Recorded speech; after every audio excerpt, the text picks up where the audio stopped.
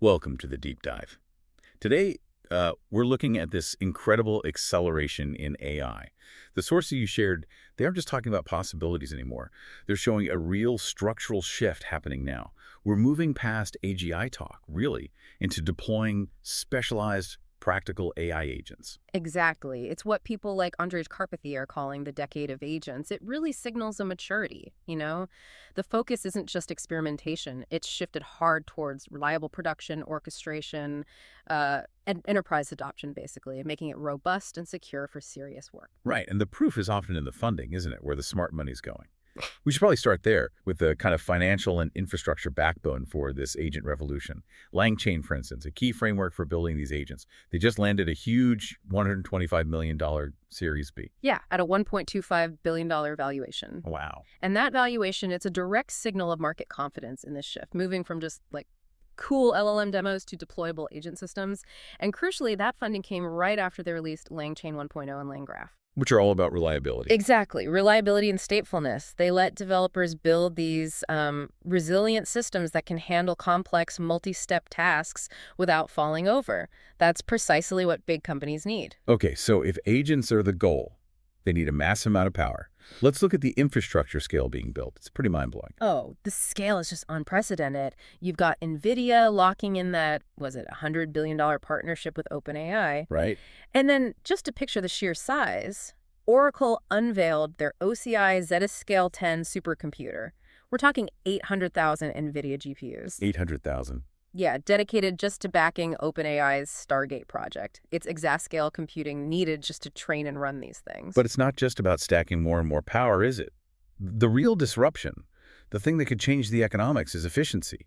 Yeah. A little power you need. That's the other critical piece, yeah. And we're seeing fascinating stuff with alternative compute architectures. Cornell researchers, they demonstrated this chip from GSI technology, the Gemini I. It uses compute in memory.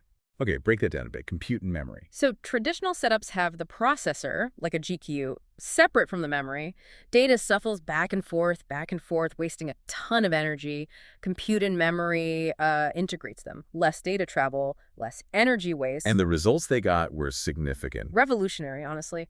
The Gemini matched standard GPU performance on big AI tasks, but used 98% less energy. 98%. 98%. So think about the AI inference market just running the models being worth $100 billion. A 98% energy cut isn't just better, it could completely upend the market. Makes widespread deployment much greener, much cheaper. And that kind of efficiency needs to get out of the giant data centers too, right? Onto the devices we use. Edge AI. Exactly. That's where chips like Accelera AI's Europa come in. It's designed specifically for that ultra-efficient, real-time AI processing right on the edge. Think smart sensors, cameras, maybe autonomous systems. It keeps the AI local, lowers latency, uses less bandwidth. Perfect for agents working in the physical world. Okay, so incredible investment, amazing efficiency gains. But you flagged a warning from analysts, this idea of AI infrastructure debt. What's that about? Yeah, it's a really important caution. It basically means companies are rushing ahead, deploying all these new AI models and agents, but they haven't invested enough in the foundations. Like what kind of foundations? Things like clean data pipelines, robust integration tools, proper governance systems. The nuts and bolts. Analysts are saying this debt is actually slowing down the secure, reliable rollout of the PEC. It's not just about buying fancy GPUs. You got to fix the plumbing first. Right, the unglamorous but essential stuff. And speaking of plumbing, even the really low-level code, the basic algorithms, they're constantly being tweaked for this agent era too. Oh, absolutely. Foundational stuff like flash attention is becoming standard everywhere.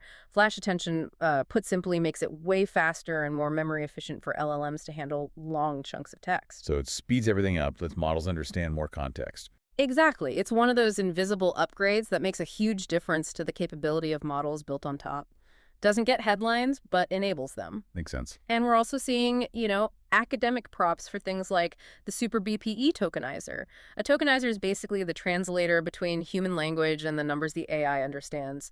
Super BPE is faster, more reliable, compresses better, creates less noise. Less noise means more accurate agents. Precisely. Cleaner input, cleaner output. These core refinements are what let the higher-level agents operate smoothly and reliably. Okay, let's shift from the deep hardware and code right onto our screens. The age of agents means AI isn't just an API call anymore. It's moving into our everyday software, starting with the browser wars heating up again. Definitely. OpenAI is making a big play with ChatGPT Atlas. It's a new browser for macOS, Okay. and it's built from the ground up to integrate chat, this agent mode and context-aware help right into your browsing. It's a direct shot at Chrome and Safari, trying to make browsing itself an AI-first thing. The agent kind of watches and helps as you go. And Microsoft won't give up the desktop, obviously. They're pushing Copilot hard in Windows 11 with specific Copilot actions. Right, and these aren't just chat prompts. They're for practical desktop tasks, extracting text from PDFs, organizing files, sorting photos, turning the LLM into a genuine desktop helper. So real automation. And then there are specialized tools popping up too. Yeah, like Opera Neon adding a deep research agent. It's designed specifically to tackle dense research questions fast, trying to carve out a niche against things like Google's Gemini by focusing just on pulling and summarizing structured info really efficiently. This seems to be where it gets really critical specialization, moving beyond the general chatbot to agents designed for very specific, often high-stakes jobs. And the investment follows that focus. Look at Serval. They raised $47 million. Their whole thing is bringing agentic AI specifically to enterprise IT service management. So managing big company IT systems. Exactly. But instead of one giant AI trying to do everything, they use multiple specialized agents for different tasks. Patching systems, migrating data, whatever. Gives much more granular control and oversight, which you absolutely need for large-scale IT. Security is another area just drowning in data. Perfect for agents, right? Absolutely. The sheer volume of alerts is overwhelming. Illumio's Insights agent, which Microsoft is already using, tackles this. It uses AI to cut down that alert fatigue. How does it do that? It doesn't just flag potential issues. It gives real-time advice on what to do and even offers instant containment options. Helps human analysts focus on the actual serious threats needing their attention right now. And even in software development itself. DevSecOps. Yep. GitLab launched AI agents specifically for that. They automate routine stuff like checking for vulnerabilities, filtering out noise alerts. The idea is developers spend more time coding, less time babysitting their pipeline. Huge for productivity, maybe less burnout too. That makes sense. Yeah. And you mentioned healthcare specialization as well. Yeah, right. A really crucial sector. Autonomized AI, for example. They launched a studio and marketplace with over 100 pre-built agents. 100. Yeah, domain-specific agents designed for healthcare teams. Things like helping with clinical decisions, handling insurance codes, managing complex schedules, aiming for smarter, integrated ways to tackle those persistent clinical challenges and save valuable human time. So for the people actually building all this, the developers, the tools must be getting better fast too. It sounds like building agents is becoming more accessible. Definitely. It's moving beyond just complex command line stuff. Google AI Studio, for example, gives you a smoother path from prompt to production code built around their Gemini models. Easier to get started. Right. And for working locally, you have tools like the llamactl CLI. It lets you build, test, and run Llama agents using LlamaIndex workflows right on your own machine. The key thing here is the barrier to entry for creating these quite sophisticated multi-step agents. It's dropping fast, almost daily. But none of this fancy agent stuff works without the engines, right? The core LLMs themselves have to keep getting better. Relentlessly better, yeah. The benchmark results just keep climbing. Take Anthropic's Claude 4.5 Sonnet. It's now leading the updated SWE Bench Pro benchmark. Remind us what SWE Bench Pro tests again. It's essentially a super tough, standardized coding test for AI. It checks if the model can actually fix bugs and solve issues in real-world software code bases. Getting over a 40% pass rate, like Claude 4.5 did, that's a massive jump in practical coding and reasoning ability. And the competition isn't sleeping. Google's got Gemini 3.0 supposedly coming later this year. Exactly. They'll be aiming to leapfrog the current leaders, delivering smarter, faster agents. The pressure's constant. Besides raw performance, what's the big research focus for these core models? Reliability. That's huge right now, making them trustworthy enough for those high-stakes enterprise uses we talked about. Meta had a really interesting idea. Targeted, updatable memory layers. Okay, what does that mean? It lets you add new facts or knowledge to the model without triggering catastrophic forgetting. Normally, adding even a little new info can force a massive retraining because the model forgets old stuff. This aims to let you update knowledge more like swapping out a flashcard without disrupting everything else. That sounds crucial for keeping agents up to date reliably. It really is. And this focus on stability is paying off. There was another new reasoning technique that hit a 90.2% success rate in cutting down hallucinations.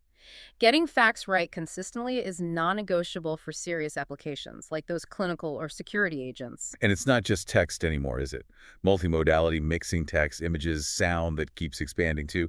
Models need more diverse feel. Absolutely. That fuel is these massive open data sets. Progress relies heavily on things like FineVision's new corpus 24 million visual language samples. That's the kind of data you need to train models that truly understand complex relationships between images and text. And going beyond just images. Right.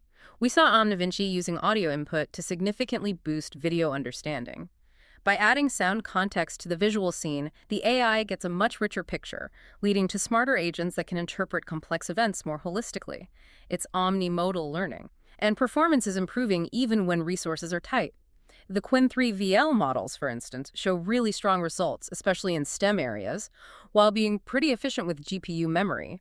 That's important for smaller labs or developers testing ideas without needing a supercomputer. I always find the interpretability work fascinating, trying to understand why they work, not just that they work. It's such a critical area for safety and trust.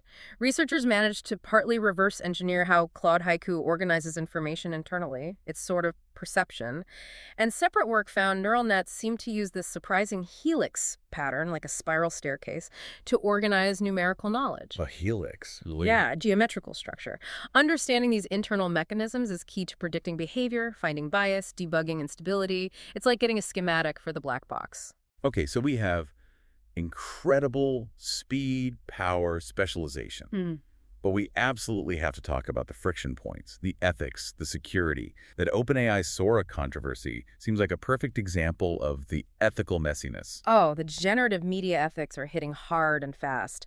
The Sora issue, especially around unauthorized deepfakes and using celebrity likenesses without permission, actor Bryan Cranston, was a specific case caused a huge backlash. From Hollywood especially. Right, and calls for legislation. It forced OpenAI to promise they'd seriously beef up safeguards against misuse.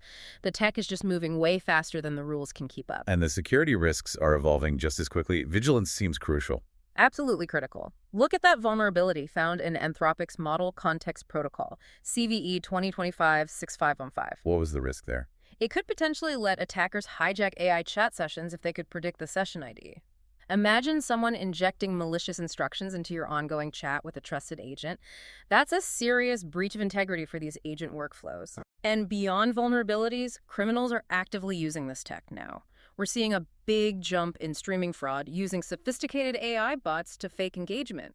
And there are broader warnings that AI-powered fake apps are spreading faster than security can catch them, just ratcheting up the global cyber risk. It's a constant arms race. Good agents versus bad agents. And the impacts aren't just digital. The sources pointed to some profound environmental conflicts, too. Technology versus planetary limits. It's a stark dilemma, isn't it? There's this cutting-edge AI, brilliant at geological modeling, that could potentially unlock an extra trillion barrels of oil. A trillion barrels. Yeah. Economically huge, obviously. But scientists immediately flagged that exploiting that could dump up to 400 billion extra tons of CO2 into the atmosphere. It pits the power of these agents directly against climate goals, a really tough conflict. But on a more positive societal note, healthcare adoption seems to be moving incredibly fast. Yeah, the clinical acceptance is really taking off. There's that ChatGPT for Doctors startup hitting a $6 billion valuation. That signals rapid uptake of AI for clinical decision support, helping doctors sift through info faster, more accurately. Real-world impact. Exactly. And Quick.ai got European approval for an AI tool that screens newborns for TB. That's immediate, positive impact, using AI to help a very vulnerable group. Okay, so wrapping this all together, this massive acceleration, what's the core takeaway for you, the listener? It seems the age of the practical specialized agent isn't coming. It's here, right now. Yeah, it's not lab stuff anymore. You see it being built into everything. Like from ChipMine using AI agents to streamline chip design, to Composer offering a trade with AI feature that brings automated financial tools to more people. So it's becoming embedded. Right. And the community, the builders, they seem focused on transparency, stability, thinking critically. But there's a crucial reality check, especially if you're deploying this stuff. Sam Altman warned developers, don't over-engineer solutions just for today's limitations. Meaning, the pace of improvement is so fast, those benchmark jumps, the hallucination fixes, that the problem you solve today might just vanish in 6 months. You need to build with flexibility, anticipate the next leap. That's excellent advice for anyone building in this space. Okay, so final thought.